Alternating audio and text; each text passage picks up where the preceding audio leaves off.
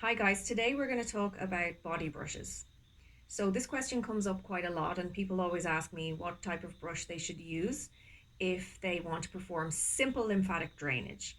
So first of all, remember that it does make a difference if we're talking about a fully intact lymphatic system or a damaged lymphatic system.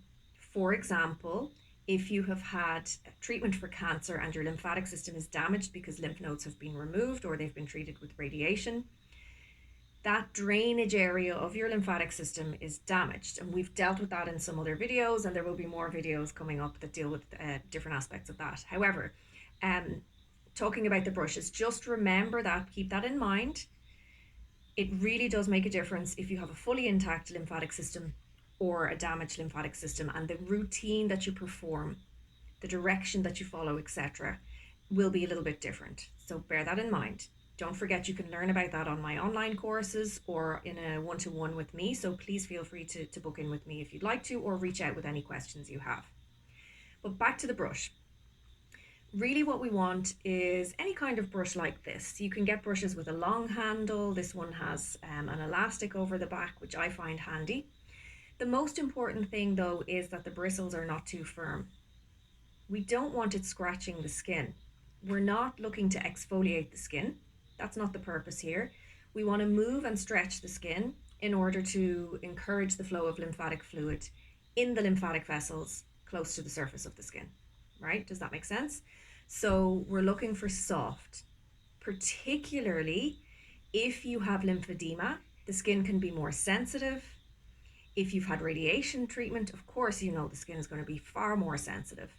And for around the face, the neck, the chest, again, the skin is much more sensitive.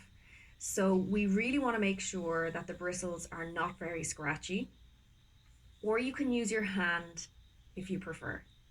There's no issue with using your hand and not using a brush at all. Some people like to use a brush because it's like, okay, I'm going to sit down now with my tools and I'm ready to do my task for the day. And that works for some people. Whereas others may just, okay, I'm sitting at my computer, I'm going to do a little bit of lymphatic drainage on my neck, for example, okay? Or maybe the rib spaces and simple things like that. And just add it in, drop it into the day here and there without thinking about, okay, now I'm going to sit down with my tools and do my task. So it really just depends on what works for you. I have seen before, just watch out, okay?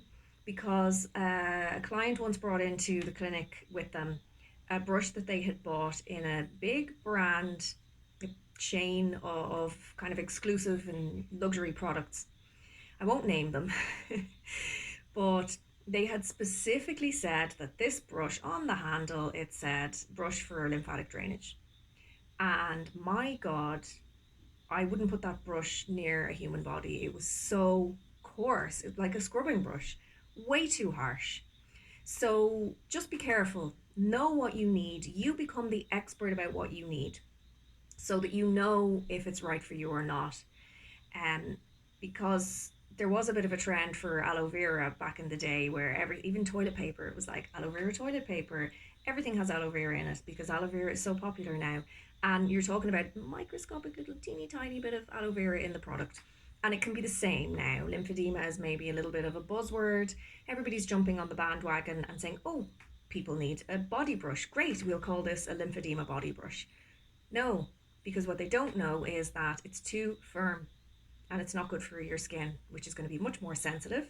And if you need to be doing this every day and maybe a couple of times a day, it's very different to doing it once a week or even once a month when you're doing a little bit of a detox and trying to exfoliate your skin, right? Does that make sense? So brushes should be very gentle.